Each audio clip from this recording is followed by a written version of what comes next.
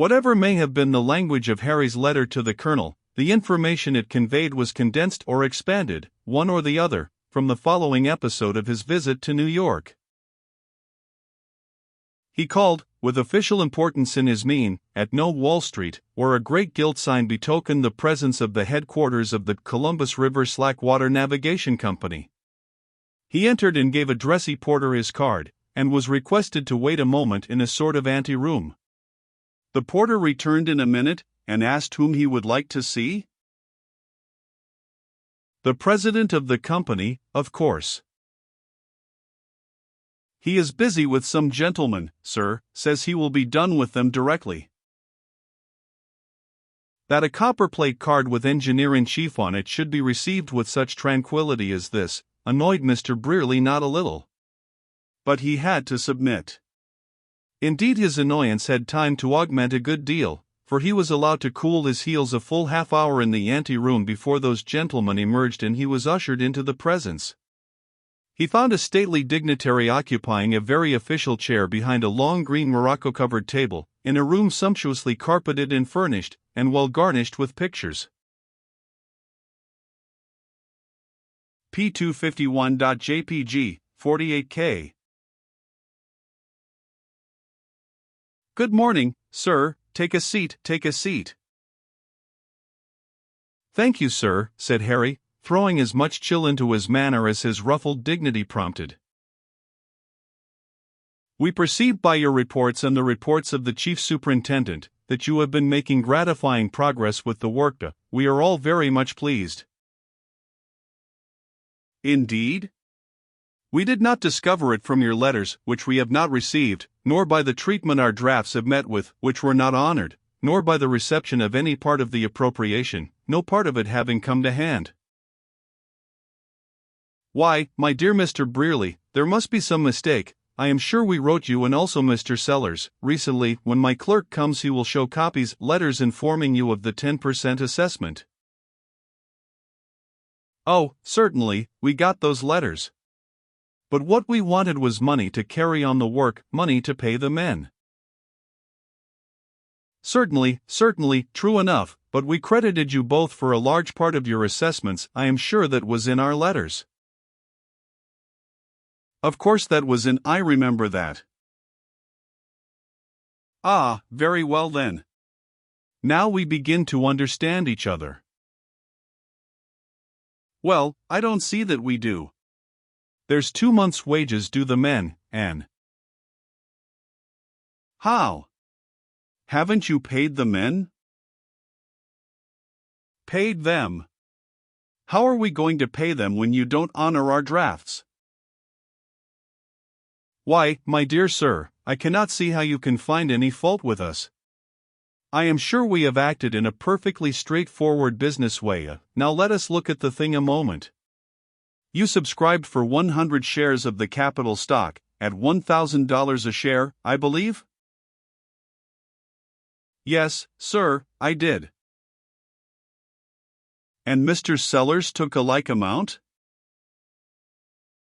Yes, sir. Very well. No concern can get along without money. We levied a 10% assessment. It was the original understanding that you and Mr. Sellers were to have the positions you now hold, with salaries of $600 a month each, while in active service. You were duly elected to these places, and you accepted them. Am I right? Certainly. Very well. You were given your instructions and put to work. By your reports it appears that you have expended the sum of $9,610 upon the said work. 2 months' salary to you 2 officers amounts altogether to $2,400, about 1/8 of your 10% assessment, you see, which leaves you in debt to the company for the other 7/8 of the assessment, viz., something over $8,000 apiece. Now instead of requiring you to forward this aggregate of $16,000 or $17,000 to New York, the company voted unanimously to let you pay it over to the contractors, laborers from time to time, and give you credit on the books for it. And they did it without a murmur, too, for they were pleased with the progress you had made, and we're glad to pay you that little compliment, and a very neat one it was, too, I am sure. The work you did fell short of $10,000, a trifle. Let me see, $9,640 from $20,000, salary $2,400 added, yes, the balance due the company from yourself and Mr. Sellers is $7,960, which I will take the responsibility of allowing to stand for the present, unless you prefer to draw a check now, and thus. Confound it, do you mean to say that instead of the company owing us $2,400, we owe the company $7,960? Well, yes. And that we owe the men and the contractors nearly $10,000 besides?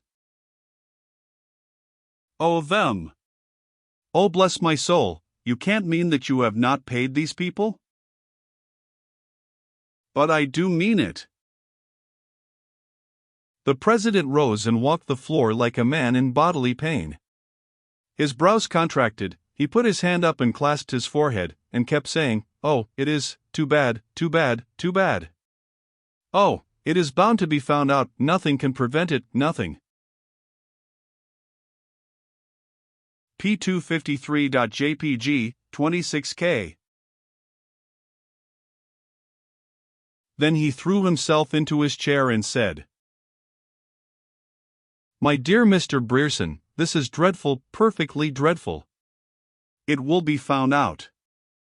It is bound to tarnish the good name of the company, our credit will be seriously, most seriously impaired. How could you be so thoughtless? The men ought to have been paid, though it beggared us all."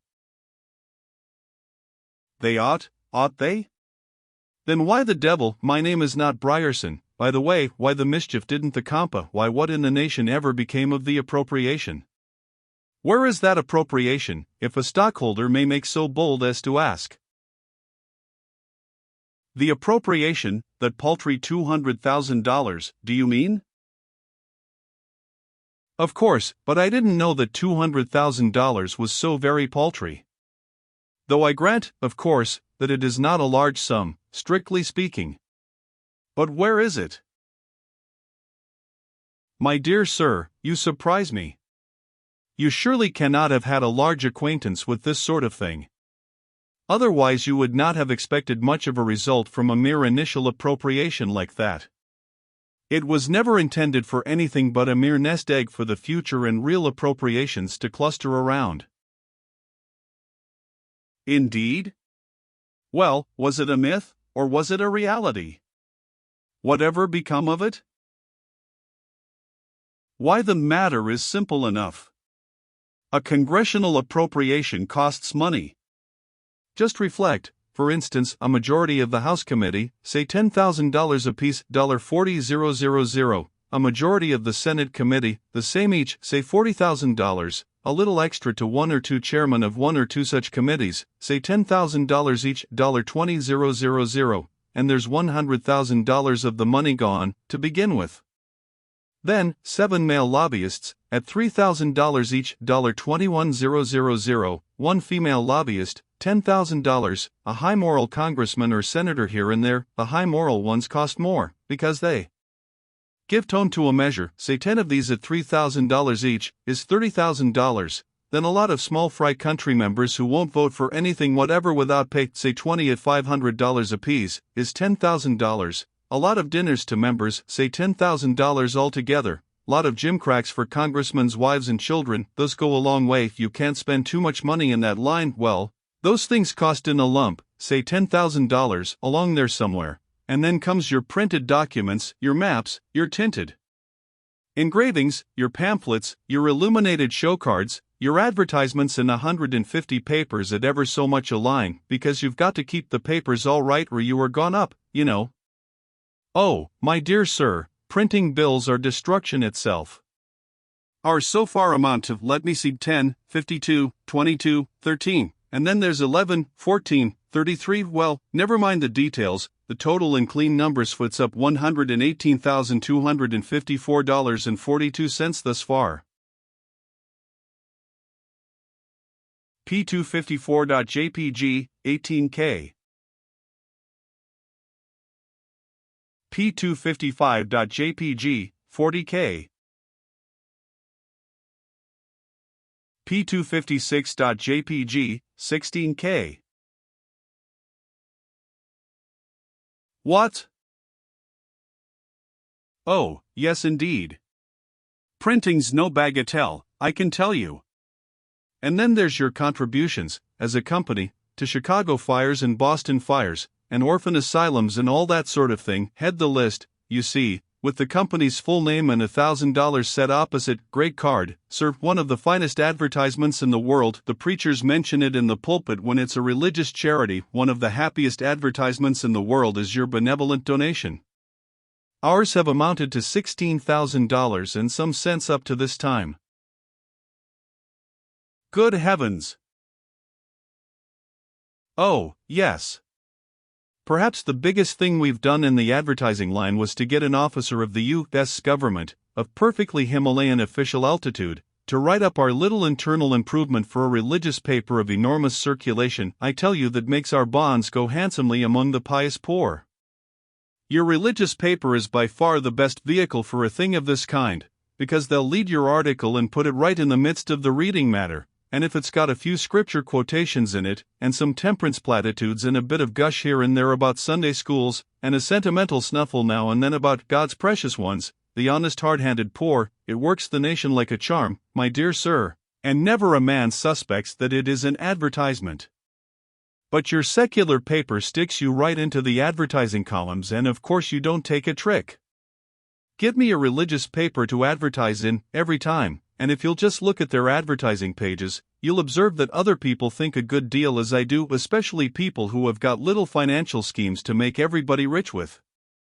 Of course I mean your great big metropolitan religious papers that know how to serve God and make money at the same time. That's your sort, sir. That's your sort. A religious paper that isn't run to make money is no use to us, sir, as an advertising medium, no use to anybody in our line of business. I guess our next best dodge was sending a pleasure trip of newspaper reporters out to Napoleon. Never paid them a cent, just filled them up with champagne and the fat of the land, put pen, ink, and paper before them while they were red hot, and bless your soul, when you come to read their letters you'd have supposed they'd been to heaven. And if a sentimental squeamishness held one or two of them back from taking a less rosy view of Napoleon, our hospitalities tied his tongue, at least, and he said nothing at all, and so did us no harm. Let me see, have I stated all the expenses I've been at? No, I was near forgetting one or two items. There's your official salaries. You can't get good men for nothing. Salaries cost pretty lively. And then there's your big high-sounding millionaire names stuck into your advertisements as stockholders. Another card, that, and they are stockholders, too, but you have to give them the stock and non-assessable at that, so they're an expensive lot. Very, very expensive thing. Take it all around, is a big internal improvement concern, but you see that yourself, Mr. Brierman, you see that, yourself, sir. But look here. I think you are a little mistaken about its ever having cost anything for congressional votes. I happen to know something about that. I've let you say your say, now let me say mine.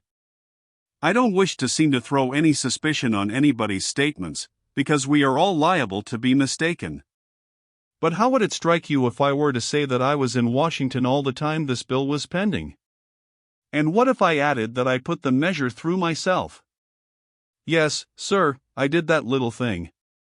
And moreover, I never paid $1 for any man's vote and never promised one.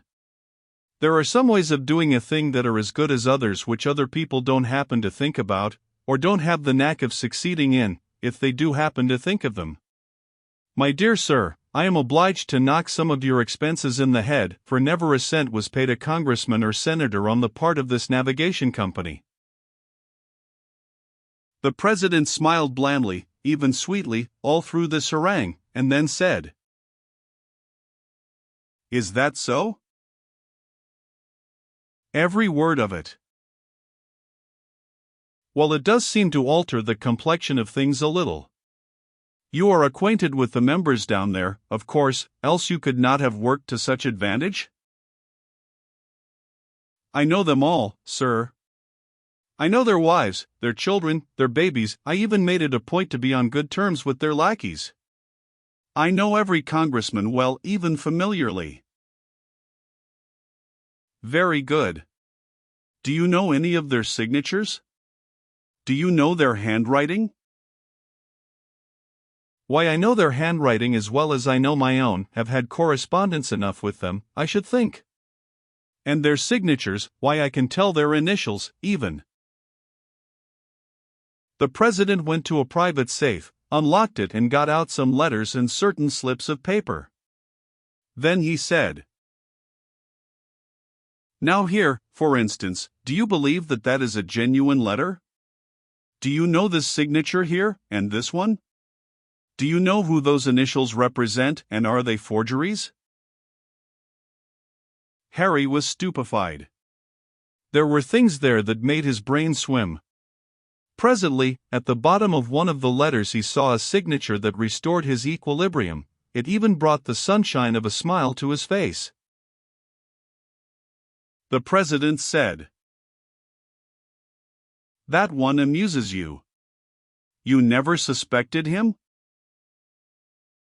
"Of course I ought to have suspected him, but I don't believe it ever really occurred to me." Well, how did you ever have the nerve to approach him, of all others?" "Why, my friend, we never think of accomplishing anything without his help. He is our mainstay." "But how do those letters strike you?" "They strike me dumb. What a stone-blind idiot I have been." P259.jpg, 36K. "Well, take it all around, I suppose you had a pleasant time in Washington," said the president, gathering up the letters. "Of course you must have had. Very few men could go there and get a money bill through without buying a single." "Come, now, Mr. President, that's plenty of that. I take back everything I said on that head. I'm a wiser man today than I was yesterday, I can tell you." "I think you are. In fact, I am satisfied you are. But now I showed you these things in confidence, you understand. Mention facts as much as you want to, but don't mention names to anybody. I can depend on you for that, can't I?" "Oh, of course. I understand the necessity of that. I will not betray the names. But to go back a bit, it begins to look as if you never saw any of that appropriation at all." "We saw nearly $10,000 of it, and that was all. Several of us took turns at log rolling in Washington, and if we had charged anything for that service, none of that $10,000 would ever have reached New York." "If you hadn't levied the assessment, you would have been in a close place, I judge?" "Close? Have you figured up the total of the disbursements I told you of?" "No, I didn't think of that." "Well, let's see. Spent in Washington, say $191,000. Printing, advertising, etc., say $118,000. Charity, say $16,000. Total $325,000. The money to do that with comes from appropriation. $200,000. 10% assessment on capital of $1 million. $100,000. Total $300,000. Which leaves us in debt some $25,000 at this moment. Salaries of home officers are still going on, also printing and advertising. Next month will show a state of things. And then burst up, I suppose? By no means. Levy another assessment. Oh, I see. That's dismal. By no means. Why isn't it? What's the road out? Another appropriation, don't you see? Bother the appropriations. They cost more than they come to. Not the next one. We'll call for $500,000, get it, and go for $1 million the very next month. Yes, but the cost of it. The president smiled and patted his secret letters affectionately. He said, "All these people are in the next Congress. We shan't have to pay them a cent. And what is more, they will work like beavers for us, perhaps it might be to their advantage." Harry reflected profoundly a while. Then he said, "We send many missionaries to lift up the benighted races of other lands. How much cheaper and better it would be if those people could only come here and drink of our civilization at its fountainhead." "I perfectly agree with you, Mr. Beverley. Must you go? Well, good morning. Look in, when you are passing, and whenever I can give you any information about our affairs and prospects, I shall be glad to do it." Harry's letter was not a long one, but it contained at least the calamitous figures that came out in the above conversation. The colonel found himself in a rather uncomfortable place, no $1,200 salary forthcoming, and himself held responsible for half of the $9,640 due the workmen, to say nothing of being in debt to the company to the extent of nearly $4,000. Polly's heart was nearly broken, the blues returned in fearful force, and she had to go out of the room to hide the tears that nothing could keep back now. There was mourning in another quarter, too, for Louise had a letter. Washington had refused, at the last moment, to take $40,000 for the Tennessee land, and had demanded $150,000. So the trade fell through, and now Washington was wailing because he had been so foolish. But he wrote that his man might probably return to the city soon, and then he meant to sell to him, sure, even if he had to take $10,000. Louise had a good cry, several of them, indeed, and the family charitably forbore to make any comments that would increase her grief. Spring blossomed, summer came, dragged its hot weeks by, and the colonel's spirits rose, day by day, for the railroad was making good progress. But by and by something happened. Hawkeye had always declined to subscribe anything toward the railway, imagining that her large business would be a sufficient compulsory influence, but now Hawkeye was frightened, and before Colonel Sellers knew what he was about, Hawkeye, in a panic, had rushed to the front and subscribed such a sum that Napoleon's attractions suddenly sank into insignificance and the railroad concluded to follow a comparatively straight course instead of going miles out of its way to build up a metropolis in the muddy desert of Stone's Landing. P262.jpg, 35K. The thunderbolt fell. After all the colonel's deep planning, after all his brain work and tongue work in drawing public attention to his pet project and enlisting interest in it, after all his faithful hard toil with his hands, and running hither and thither on his busy feet, after all his high hopes and splendid prophecies, the fates had turned their backs on him at last, and all in a moment his air castles crumbled to ruins about him. Hawkeye rose from her fright triumphant and rejoicing, and down went Stone's Landing. One by one its meager parcel of inhabitants packed up and moved away, as the summer waned and fall approached. Town lots were no longer saleable, traffic ceased, a deadly lethargy fell upon the place once more, the weekly telegraph faded into an early grave, the wary tadpole returned from exile, the bullfrog resumed his ancient song, the tranquil turtle sunned his back upon bank and log and drowsed his grateful life away as in the old sweet days of yore. P263.jpg, 15K.